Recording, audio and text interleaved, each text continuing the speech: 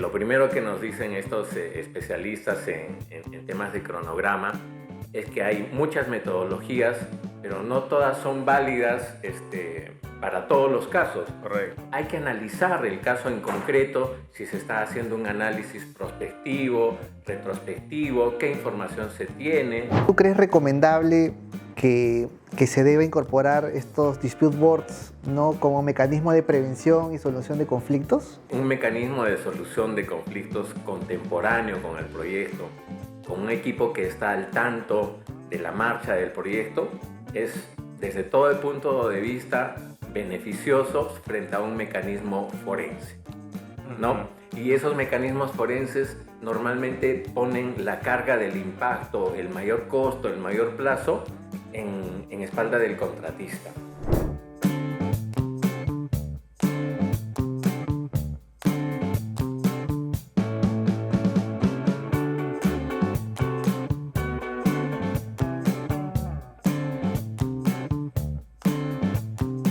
Hola, ¿cómo están? Mi nombre es Rodrigo Delgado y me acompaña Víctor Velázquez. Juntos somos los hosts de Ruta Crítica, el nuevo podcast de CAI.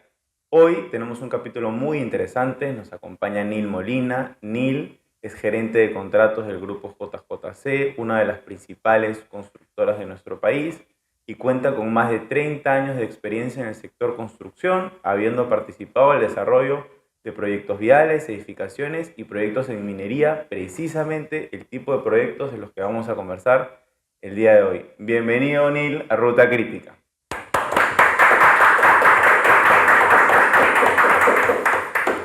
Muchas gracias, Rodrigo. Muchas gracias, Víctor, por la invitación. Agradezco la oportunidad de participar en este podcast que tiene un nombre tan interesante, tan apropiado para destacar la importancia de conversar sobre estos temas para enriquecer nuestra cultura de gestión de proyectos. Muchas gracias, Nil, y bienvenido, y bueno, espero ya ansioso para empezar este conversatorio. Extraordinario. Nil, yo quisiera abrir la conversación yendo un poco hacia un panorama general, ¿no? Un panorama macro, ¿no? Considerando la importante experiencia que tienes tú, que tiene el grupo JJC, y bueno, son 20 años que tienes en el grupo JJC, entonces eso es una experiencia conjunta que han desarrollado en varios proyectos de minería.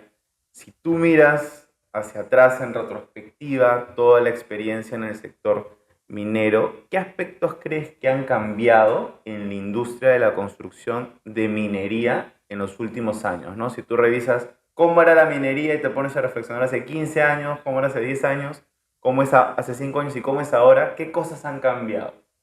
Ok, muchas cosas han cambiado en estos años, ¿no? Desde distintos puntos de vista, en temas de seguridad, en temas de regímenes, pero yendo a nuestro tema relacionado a la gestión de los proyectos, yo encuentro que ahora los proyectos son, digamos, más exigentes en costo y en plazo, ¿no es cierto? Y para conseguir estos objetivos del proyecto ha mejorado mucho la gestión de riesgos, ¿no? Ya tenemos contratos que tienen sistemas estos de alerta temprana, ¿no? Y unos sistemas, digamos, donde ya no solamente la gestión de riesgos depende de la iniciativa, de la dedicación de los actores, sino hay un proceso robusto y unos formatos y unas reuniones. Todo esto ayuda en algo como los riesgos, que es tan importante, ¿no? Otro aspecto que ha cambiado en la gestión de los proyectos es el tema de los cronogramas, ¿no? La actualización de los cronogramas de seguimiento, aspecto que es esencial, ¿no? Extraordinario, Nil. Y Nil, ¿a qué crees tú que se deba de que haya cambiado, ¿no?, en estos tiempos la gestión del tiempo, la gestión del costo y la gestión del riesgo? Yo creo que esto se debe a la necesidad que todos tenemos de cada vez ser más eficaces en el logro de los objetivos de los proyectos. Cada vez, no solo en la construcción, sino en todo orden de cosas, hay menos margen de error, ¿no? Tenemos que ser más eficaces.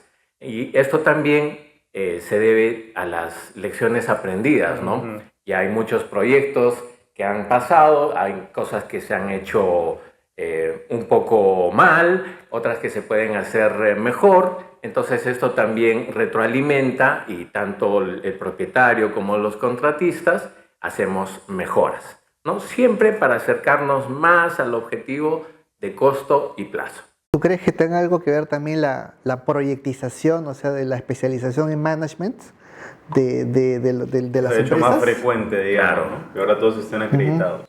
Claro que sí. Esto de las buenas prácticas ha venido a aportar de una manera excelente.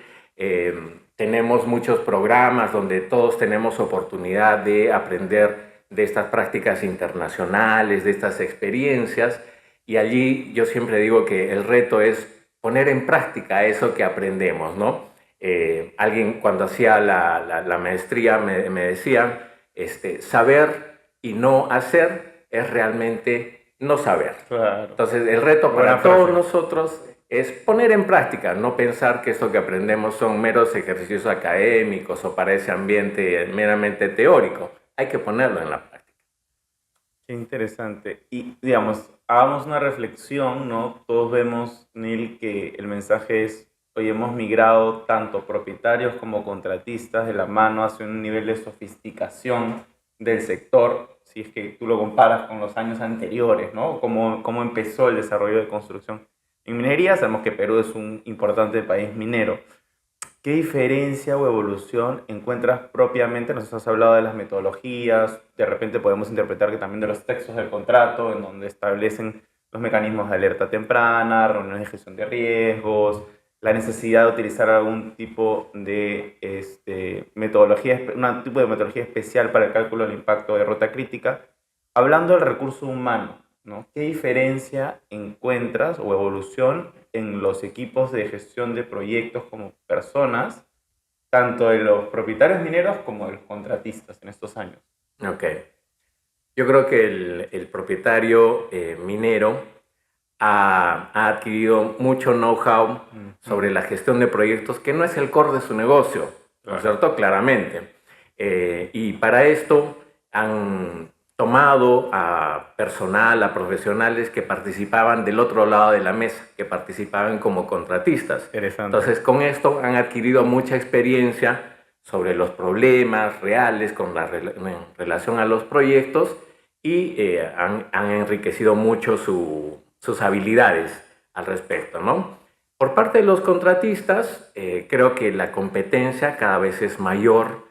Hay un estrés en hacer la propuesta siempre al menor costo, siempre al menor plazo, y esta exigencia nos lleva a ser creativos, a ser propositivos, con nuevas propuestas de valor para los clientes.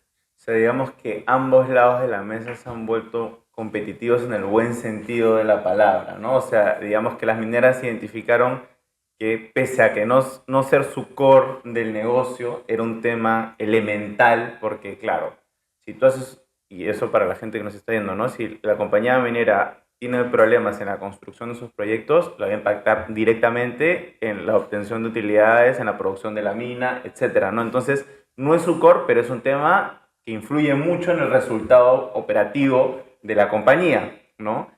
Entonces ellos han intentado jalar talento del otro lado de los contratistas, y los contratistas, que por supuesto también tienen más talento, también han intentado volverse más eficientes en sus propuestas. Qué valioso lo que nos comentas. Claro, y además la especialización te puede llevar también de repente a intentar mejorar tus márgenes, ¿no? En la relación con sus contratistas, ¿no? Ese es el reto, justamente mejorar el margen. Nosotros como contratistas, el reto es este. En este estrés de costo y de plazo, la tendencia es que el margen se pone más en riesgo. Entonces tenemos que ser creativos y vigilantes, creativos y vigilantes para que ese margen se encuentre dentro de lo razonable. Porque justo mencionabas también el tema de los problemas, ¿no? Y lo cual nos lleva un poco a la conflictividad, ¿no?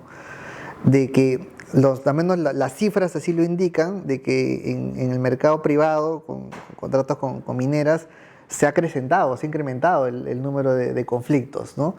Y, o sea, ¿tú lo percibes así y por qué crees que se daría esto? Sí, siempre ha habido conflictividad, pero es cierto que en los últimos años ha crecido, ¿no? Y esto creo se debe fundamentalmente a una característica inherente a los proyectos, los cambios. Ujú. Los cambios siempre van a existir, pero tienen que ser adecuadamente gestionados. Y cuando hablamos de gestión de cambios, hablamos de una identificación temprana, ¿no? Lo que puede ser un cambio potencial. Ni siquiera el cambio ha sucedido, sino que nos anticipamos y es un potencial cambio, ¿no? Las famosas alertas tempranas. Entonces, mientras antes identifiquemos el cambio, mejor. Que las partes tomemos conciencia de cómo ese cambio es necesario resolverlo, es necesario incorporarlo al contrato para que no afecte al proyecto. Si al revés las partes no identifican el cambio o se niegan al cambio o lo reconocen una vez que ya sucedió, el proyecto se pone en riesgo. Claro. Mira, yo te diré que efectivamente también tengo la misma percepción que en los últimos años seguramente la conflictividad se ha elevado un tanto en los proyectos privados, especialmente los mineros, aunque igual creo que no es ni comparable del ecosistema en el sector público todavía, ¿no? El grado de conflictividad. Y un tema que vamos a hablar más adelante es justamente lo importante que terminan siendo las herramientas como trato directo o negociación para resolver esta clase de conflictos, ¿no? Gran parte de los conflictos, y eso sí es positivo, que surgen en proyectos mineros terminan resolviéndose en un acuerdo, en un trato directo entre las partes. Y es parte también del aprendizaje, ¿no? De, oye, todos reconocemos que mientras más nos sofisticamos, por supuesto que nos vamos a exigir más entre nosotros, entonces es natural que puedan haber más roces en esa exigencia, pero también tenemos mecanismos para ajustar esa situación y para darle una solución amistosa que no ponga en riesgo a ninguna de las dos compañías. Claro, porque la conflictividad finalmente no debe perder de vista que son dos empresarios, ¿no? Porque finalmente Claro. la minera y la ecuatoriana son empresarios, entonces, aun cuando pueda iniciarse, digamos, un trato directo, ¿no? Una negociación o eventualmente incluso hasta un arbitraje, eso no quita que, y de hecho sucede a menudo, ¿no? Que haya acuerdos conciliatorios, ¿no? Transaccionales en el camino. Sí, el conflicto no es bueno para nadie. El conflicto, en primer lugar, pone en riesgo los objetivos del proyecto, ¿no? Si ese conflicto escala, también el propietario minero va a tomar fama, digamos, de exigente o de no reconocer. Ujú. Y el contratista también va a tomar fama de ser reclamón, de pronto de pedir cosas que en realidad Son no mensajes existen. al mercado. Entonces, al final en un conflicto, realmente nadie sale ganando, ¿no? Siempre digo que el mejor reclamo es el que no existe o se soluciona temprano. Mil, hablabas hace un momento de las variaciones, yo me quedé pensando en eso porque justamente es un tema muy interesante, ¿no? Las variaciones se pueden derivar de muchos temas en específico, pues, ¿no? Pero, ¿qué discrepancias en general encuentras tú como las más comunes en esta clase de proyectos? Ok. En mi experiencia es muy usual que muchos problemas o muchos cambios se originen en deficiencias de la ingeniería, Ujú. ¿no? Y esto puede tener distintas características. En un contrato de construcción donde es el propietario el que proporciona la ingeniería, esta suele venir incompleta o no ha sido compatibilizada entre las disciplinas, o inclusive si es en un proyecto brownfield, tampoco ha Es, sido compatibilizada con las instalaciones existentes. Entonces, eso genera muchos cambios, mucha discrepancia, porque se empieza a discutir si ese cambio realmente es tal o podía haber sido previsto por el ujú. contratista, de quién es la responsabilidad, y finalmente, cuando esto ya es superado, se pasa a discutir si se tomó conciencia de ese cambio, cuál es el impacto de ese cambio, ¿no es cierto?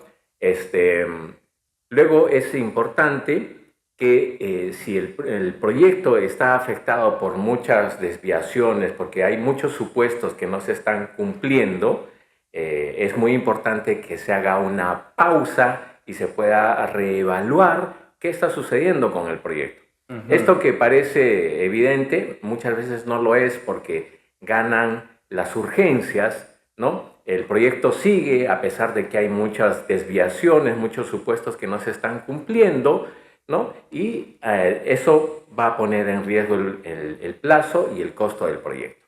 En cambio, si ambas partes tienen, entre comillas, la valentía de tomarse un tiempo de repensar las cosas, eso puede ser más eficaz porque en un solo momento se van a resolver esas desviaciones y el proyecto debería ya retomar con una menor incidencia de cambios. Mira, qué interesante lo que nos cuentas, Neil. Lo adelantabas, ¿no? O sea, la diferencia de manera indirecta entre un proyecto Greenfield y Brownfield ya de por sí es un desafío, ¿no? Otro gran reto es las paradas, ¿no? Cuando tienes que ejecutar con paradas, y otro sumado a ese es cuando tienes que coordinar con el resto de contratistas del proyecto, sobre todo cuando es una instalación minera que está empezando de cero y se están haciendo varias obras. Ahí también suelen surgir otros impactos, por ejemplo, el contratista que trabajó antes, pero que no acabó en la fecha, cómo eso te impacta, o que tú deberías entrar ya a trabajar un área, pero no puedes porque hay una parada que no estaba programada, o porque el contratista previo no coordinó correctamente contigo. Ahí hay también otras discrepancias. Víctor, ¿tú qué otras discrepancias comunes encuentras en esta clase de proyectos? Mira, justo lo que mencionan me lleva justo a tener claro los stakeholders, ¿no? ¿Quiénes son los interesados de la parte de la integración del proyecto, ¿no? Y eso es vital, ¿no? Porque efectivamente hay muchos interesados en el proyecto, vinculados, por ejemplo, a veces interferencias, ¿no? Vicios ocultos, ¿no? Justo comentabas, Neil, de problemas en la ingeniería, pero también eso te lleva a ver, ¿no? Qué es lo que no estuvo previsto, ¿no? Qué es lo que no era posible de ser o susceptible de ser visto, ¿no? Y cómo eso termina afectando, ¿no? Y cómo esto finalmente termina impactando en el precio, ¿no? Porque finalmente esto te lleva finalmente a un cambio del precio, y cambio del precio que tienes que gestionarlo también, ¿no? Porque es todo un tema, a veces no es fácil gestionarlo tomando en cuenta cuáles son los riesgos que han sido asumidos por las partes al momento de pactar el contrato, ¿no? Sí, totalmente. En ingeniería, pues los riesgos geológicos o los riesgos geotécnicos suelen ser de los más complicados que resolver, ¿no? Primero, porque yo no soy abogado, me animo a decirlo, ni me corregirás, pero es de las especialidades más complejas en la ingeniería seguramente, ¿no? Y no solo es compleja, sino que es compleja descifrar quién estaba en la mejor posición para haber resuelto de la manera más conveniente para el proyecto esa situación. Si quien hizo la ingeniería que se le entregó al contratista, si el contratista al momento de observarla, ¿no? Y en esta clase de proyectos suelen haber muchas diferencias sobre riesgos geológicos, riesgos geotécnicos. Interesante. Y lo cual, Neil, justo tú comentabas, ¿no? De un poco cómo es que había que gestionar estos cambios, ¿no? Lo cual nos lleva también a las lecciones aprendidas, ¿no? Porque evidentemente termina un proyecto y bueno, se efectúa una reunión de lecciones aprendidas para que las cosas malas que sucedieron no vuelvan a pasar, ¿no? O las buenas se repliquen. ¿Tú qué recomendarías a las partes, por ejemplo, con respecto a la gestión de cambio del plazo? O sea, del tiempo. ¿Qué le recomendarías para poder gestionarlo adecuadamente? Al propietario minero le diría que es muy importante que se asegure de todas las formas de tener una buena ingeniería, de que realice una buena integración, una buena evaluación del sitio, una buena identificación de los requerimientos, todo esto que en conjunto va a aterrizar en un proyecto adecuadamente diseñado, con una buena constructabilidad, todo esto que va, digamos, a minimizar la posibilidad de que se incurra en desviaciones, que pongan en riesgo al proyecto. En cuanto al contratista, diría que tenemos que tener una gestión proactiva, ¿no? Y cuando hablo de gestión proactiva me refiero a que los contratistas debemos sumergirnos en el alcance del proyecto, sumergirnos en el plan de trabajo, en las condiciones de ejecución, para tratar de anticiparnos. Hemos empezado esta conversación hablando de que el cambio es una condición inherente a los proyectos, pero ese cambio tiene que ser identificado de manera temprana, y eso va a ser posible cuando todos seamos conscientes del alcance del proyecto. No solo conocedores del alcance, sino conscientes, que hayamos por decirlo de alguna manera, interiorizado ese alcance. Allí vamos a tener mucha mayor susceptibilidad para identificar cuándo un cambio está ocurriendo, cuándo un supuesto no se está cumpliendo, ¿no? Ahora, en cuanto al plazo, también es muy importante que los contratistas hagamos nuestro mejor esfuerzo en la gestión de los cronogramas, ¿no? En la actualización de los cronogramas, en los cronogramas de seguimiento. Allí hay prácticas internacionales que son muy ricas, que miden la calidad del cronograma para evitar que hayan actividades independientes, ¿no? Para que ese cronograma realmente refleje la realidad de la obra y pueda modelar adecuadamente cómo se afecta el plazo frente a una variación. Lo cual nos lleva a que es muy importante el equipo de administración contractual que monitoree el tema, porque si no... Los de programación, ¿no? También. Sí, yo la otra vez en una capacitación me quedé sorprendido. Era para una compañía minera, y esta compañía minera tenía su propia PMO compuesta por 27 personas, ¿no? Y me quedé sorprendido porque dije, "Oye, es un número importante de personas para que la propia minera tenga su PMO", y gran parte de este equipo estaba concentrado justamente en mediar desviaciones de los proyectos que estaban realizando.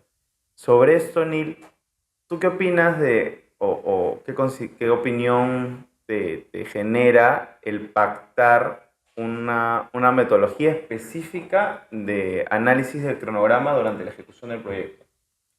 Puede resultar un poco contraproducente, Ajá. ¿no? Porque lo primero que nos dicen estos especialistas en temas de cronograma es que hay muchas metodologías, pero no todas son válidas para todos los casos. Correcto. Hay que analizar el caso en concreto, si se está haciendo un análisis prospectivo, retrospectivo, qué información se tiene, ¿de acuerdo? Entonces, no es conveniente que en el contrato ya exista una camisa de fuerza que nos ate a tal metodología en concreto, porque podría ser que no es la más adecuada para el caso que está sucediendo. Tal vez podría ser una buena idea poner como recomendación, ¿no? Cumplir con determinado estándar o evaluar si es que es prudente utilizar cierta metodología, pero no, como tú decías, encauzarnos en una única metodología para calcular todos los posibles impactos que podrían pasar en el proyecto.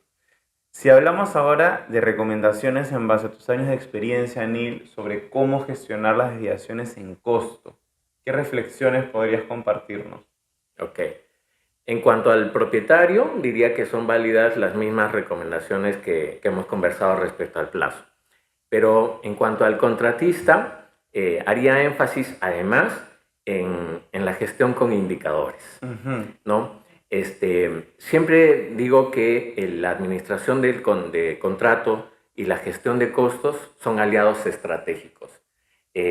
Mal hace una administración de contrato en no ver sus indicadores, en no analizar sus indicadores. Es posible que los actores no se den cuenta de un cambio, de una desviación, pero quien siempre se va a dar cuenta es la billetera, Claro. ¿no? El control de costos, ¿no? Entonces, Ellos levantan la mano ahí, oye, ¿qué pasó? Claro. te va a decir, pero si tú no ves esos indicadores, no vas a... No, Si no hasta el final. Correcto. Entonces tú tienes que revisar tus indicadores de productividad, tienes que revisar tus indicadores de los trabajos que has ejecutado y que aún no han sido autorizados y no puedes cobrar lo que nosotros le llamamos el TAENA. Tienes que revisar, por ejemplo, el resultado pendiente, que son ese costo incurrido por trabajos que ya han sido realizados, pero que aún no ha sido podido concretar en la venta y se espera que sea concretado más adelante. A esos indicadores, a esos les ponemos un techo para que sean alarmas, ¿no? De manera que si superan tal porcentaje, yo tengo que pedir autorización a un nivel más alto. Y esto con la idea de que los que están en la gestión directa del proyecto revisen por qué se está produciendo, por qué ese indicador está superando ese tope que ha puesto la organización, ¿no? ¿Por qué se está produciendo esa alarma que está poniendo ya en riesgo el proyecto o ya en riesgo el resultado del contratista? Y todo esto está dirigido a identificar tempranamente estas desviaciones. Esa es la clave, ¿no? Identificación temprana. Importante reflexión, ¿no? Sobre todo también pensando que, por ejemplo, ya no pasa tanto, pero al menos al inicio había muchos modelos contractuales en proyectos mineros que utilizaban costo reembolsable o que utilizaban tiempo inmaterial, ¿no? De repente otras épocas en las compañías mineras, pero justo yo creo que ahora es aún más importante el control del costo para las dos partes, Sí, ¿no? claro. Por eso que tú adelantabas algún momento de, oye, desde el lado de los contratistas están buscando presentar propuestas más eficientes, que sean técnicamente competitivas, pero que también protejan nuestro margen, ¿no? Y ahí entra a tallar todos estos indicadores tan valiosos que Claro. nos comentas, ¿no? Pero ahí permíteme un comentario, porque, por ejemplo, tenemos experiencias de contratos a tiempo y materiales que nos ha ido muy bien, ¿no? Ujú. Y claro, allí se pensaría el propietario que está asumiendo el riesgo del rendimiento, el riesgo de la eficiencia de los recursos, porque él está pagando por tiempo y materiales. Ujú. Pero si a ese modelo de tiempo y materiales se le agrega un control de horas mínimas, ¿no? Un análisis de cómo se están usando los recursos, un análisis transparente por el propietario y por el contratista, los resultados son magníficos. Lo cual nos lleva a que en realidad un adecuado sistema de pago del precio puede reducir la conflictividad, ¿no? Claro que sí. Y otro aspecto, si me permites añadir, Víctor, para reducir la conflictividad, son los actores. Si hiciéramos el paralelo con el séptimo arte, yo te diría que así como es importante un buen guión, es importante unos buenos protagonistas, ¿no? El mejor contrato se puede frustrar con protagonistas no adecuados y al revés, ¿no es cierto? Unos buenos protagonistas pueden ayudar, inclusive si el contrato no fuera todo lo bueno que se deseara, ¿no? Allí también te puedo compartir la experiencia de dos proyectos que realizamos casi en simultáneo con un mismo propietario minero. En un proyecto todo fue de maravilla, se cumplió el objetivo, el costo, el plazo, y en el otro proyecto hubieron problemas. ¿Cuál fue la diferencia? Los protagonistas, ¿no? Es muy importante una buena disposición, razonabilidad, no hacer trincheras, ¿no? Y también, desde luego, actuar en buena fe. Mil, entonces habíamos hablado gestión del tiempo, gestión del costo, hasta un poco de gestión de interesados, ¿no? O stakeholders. Ahora, en lo que refiere, en el mundo de la construcción hay gestión de conflictos, ¿no? ¿Tú crees recomendable que se deba incorporar estos dispute boards, ¿no? Como mecanismo de prevención y solución de conflictos? Creería que sí. Un mecanismo de solución de conflictos contemporáneo con el proyecto, con un equipo que está al tanto de la marcha del proyecto, es desde todo el punto de vista beneficioso frente a un mecanismo forense, ¿no? Y esos mecanismos forenses normalmente ponen la carga del impacto, el mayor costo, el mayor plazo en espalda del contratista. Y no todos los contratistas tienen la capacidad para solventar, por lo menos temporalmente, ese mayor costo hasta que se resuelva el conflicto. Y si entonces, si esa solvencia no existe, estamos poniendo en riesgo inclusive la continuidad del proyecto. Claro, y además te da la ventaja el dispute board que tienes una solución inmediata y vinculante. Claro, claro que sí, contemporánea, ¿no? Este tema del forense incrementa el riesgo del proyecto. Claro. Bueno, en Chile ya tienen algunas experiencias no necesariamente iguales, pero con paneles técnicos justamente en proyectos mineros, ¿no? De repente habría que preguntar a los amigos chilenos cómo les ha ido con esas experiencias, a ver cómo las implementamos. Nosotros ya hemos visto dApps en proyectos privados, en proyectos importantes. Todavía no hemos visto en minería. Sí sabemos que hay mucho interés por implementarlos, pero seguramente va a pasar en el corto tiempo. Neil, yo quería preguntarte acerca de otra herramienta muy potente también, especialmente en el sector minero, que es el trato directo, ¿no? Y considerando lo que hemos conversado, los desafíos en las variaciones, riesgos sociales, riesgos en ingeniería, etcétera. ¿Qué nos puedes aportar, qué nos puedes comentar sobre el uso del trato directo en la solución de conflictos de la minería? Ok, sí, es una herramienta muy potente. El trato directo es posible, es viable en contratos privados, no así en contratos con el Estado, donde Lamentablemente. el funcionario está lleno también con fundamento de temores, porque hay una oficina de auditoría, una oficina de contraloría, que luego va a juzgar sus decisiones. Entonces ese funcionario muchas veces prefiere no tomar decisiones y que las cosas se resuelvan en arbitraje, ¿no? En cambio, en el ámbito privado sí es posible conversar, inclusive hay contratos que tienen cláusulas de escalamiento, ¿no? Donde si en un primer nivel no se ponen de acuerdo, se puede subir a un siguiente nivel jerárquico y a otro nivel inclusive. Y esos mecanismos tenemos diversas experiencias con ellos y creo que funcionan siempre y cuando ese siguiente nivel jerárquico se informe, se involucre, haga una revisión objetiva. Ese nivel jerárquico no va a servir si simplemente es para que las dos partes se atrincheren y confirmen sus posiciones antagónicas. Allí no va a cumplir su propósito.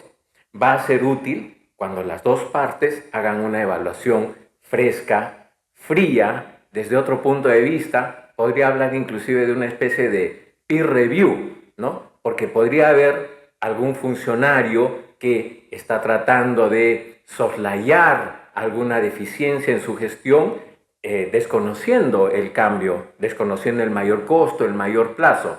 Entonces es importante allí que se ponga a otra persona fresca, con experiencia, para que haga una evaluación objetiva para ver si el problema existe realmente o no.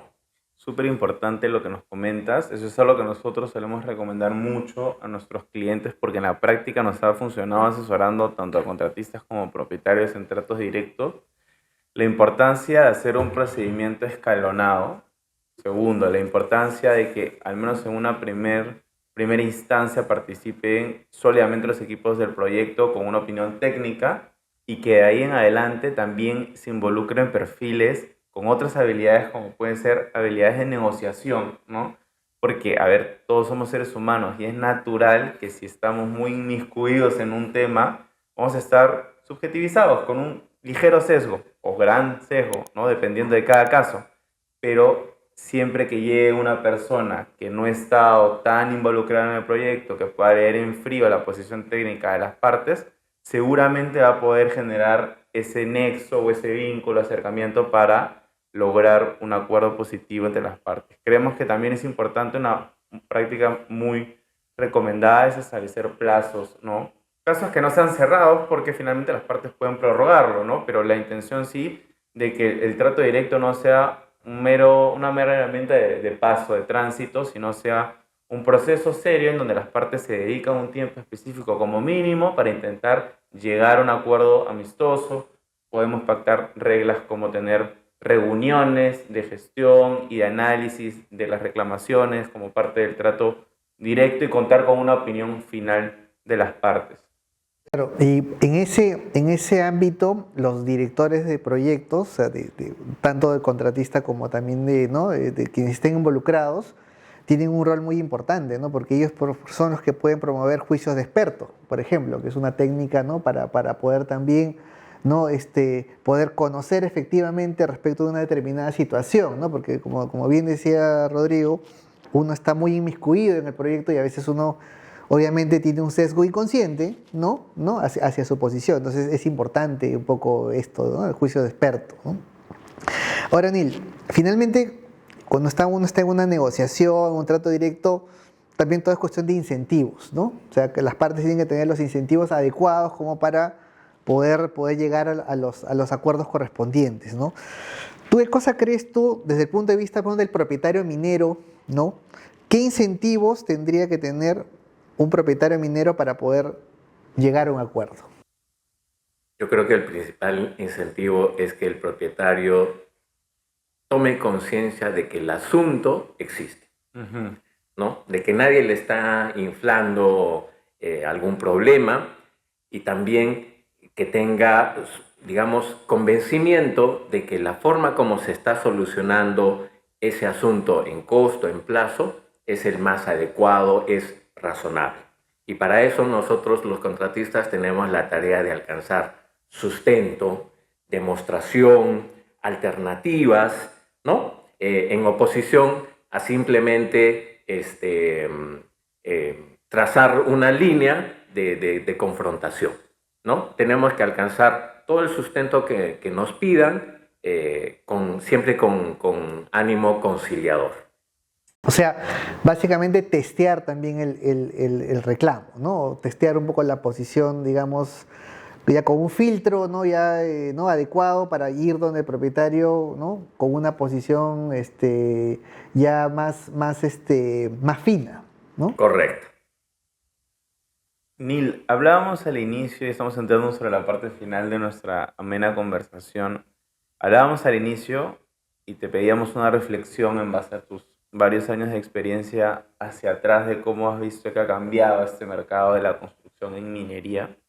Ahora quisiera hacer un ejercicio similar, pero inverso, ¿no? ¿Cómo ves el futuro? Si tú tienes una bola de cristal y puedes predecir los siguientes años, ¿qué recomendaciones darías tú para afrontar los próximos años en el sector construcción vinculado a proyectos mineros?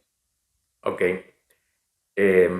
Por parte del propietario minero, diría que repetiría el asunto, la importancia de una buena ingeniería, de una buena evaluación, de un buen diseño del proyecto. También es importante que el contrato tenga una distribución de riesgos adecuada, ¿de acuerdo? Sería importante si podemos incorporar atributos de estos contratos colaborativos, ¿no es cierto? Donde se basan en la transparencia, en la confianza, ¿de acuerdo? Creo que podemos hacer más en ese sentido. También se debe seguir enriqueciendo la gestión de riesgos. Creo que hemos ya ganado bastante en ese sentido y desde luego la revisión de los cronogramas que hemos hablado, la actualización de los cronogramas y los cronogramas de seguimiento es también muy importante. Yo creo que en lo que viene en los proyectos, estos aspectos se tienen que ir mejorando para favorecer pues, el cumplimiento de los objetivos cada vez de mejor manera.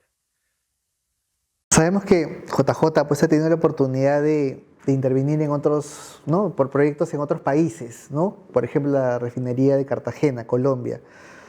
¿Qué planes nos puedes comentar que tiene la empresa, ¿no? En el futuro, ¿no? ¿Qué mercados quieren explorar? Gracias, Víctor. En efecto, estuvimos hace unos años en la refinería de Cartagena, en Colombia. Fue una muy buena experiencia. Actualmente apuntamos a seguir trabajando con nuestros clientes mineros, diversificando inclusive nuestro servicio para no solamente hacer proyectos de construcción, sino proyectos de mantenimiento, ¿ya? También queremos retomar la regionalización. Ya hemos trabajado en países como Colombia, como Chile, y queremos retomar esa regionalización. Hay países vecinos que están empezando proyectos mineros importantes y allí tenemos una experiencia que creemos puede ser muy útil. También apuntamos a retomar la contratación pública, ¿no? Para esto nosotros hemos implementado y hemos certificado sistemas de compliance y esto aunado a la experiencia que tenemos, creo que podemos hacer un aporte muy importante para hacer la infraestructura que el país necesita. Extraordinario, Neil. Quisiéramos cerrar la conversación con dos preguntas de índole personal, que ya es una dinámica más o menos parecida que le hemos estado haciendo. Primero, bueno, tienes 30 años de experiencia, Neil, un montón de batallas y lecciones aprendidas a cuestas. Queríamos preguntarte si te acuerdas de algún consejo o alguna recomendación que un jefe, un mentor, algún líder te dio en su oportunidad y que con el paso del tiempo tú te quedaste resonando y dijiste, este consejo me sirvió mucho para mi desarrollo profesional.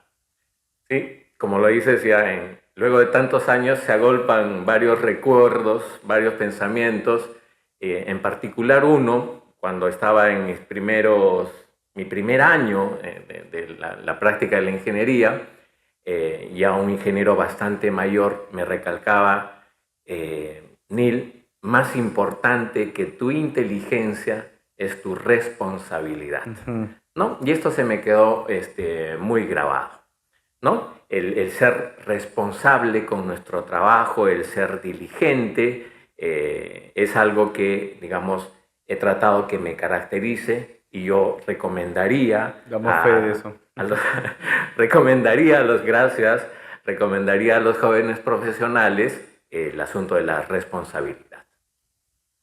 Y justamente la última pregunta va vinculado a eso que comentabas al final, ¿no? Aprovechando tu experiencia en un grupo además tan importante como JJC, y siendo que nos miran en el podcast clientes, pero también nos miran mucha gente joven que recién está empezando, ingenieras, ingenieros, que quieren involucrarse en la construcción. Seguramente quienes vean este capítulo también muchos que quieran involucrarse en la construcción, en proyectos mineros también. ¿Qué recomendaciones le darías a este talento joven que recién está empezando en tu profesión? ¿Qué tips le darías? Claro. ¿No? Bueno, el tip que a mí me ha funcionado es la pasión. La pasión por lo que hago, ¿no? La pasión por mi profesión. eh, Cuando empezaba a trabajar, yo pedía a Dios que con el transcurso de los años, cuando tenga 15, 20, más años, no perdiera el interés, la pasión por lo que hacía. Y se me ha cumplido. Sigo haciendo las cosas con pasión, me sigue gustando lo que hago, inclusive cuando hay problemas y muy pesados, suelo decir, esto es todo menos aburrido, ¿no? Así es El que, vaso medio lleno. así es. Entonces, es muy importante que hagamos siempre las cosas con pasión, con dedicación. Neil, muchísimas gracias por tu tiempo. Creo que ha sido una rica conversación, lo hemos disfrutado muchísimo, esperamos que tú también. Eh, Esperamos que también haya una segunda parte de repente de la conversación. A las personas que nos están mirando, gracias por seguirnos en nuestras redes sociales y por estar atentos a los capítulos del podcast. Se vienen todavía varios capítulos más de esta primera temporada de Ruta Crítica, así que ya estaremos conversando en nuevas oportunidades. Les mandamos a todos un fuerte abrazo, cuídense mucho y nos vemos en el próximo episodio. Gracias.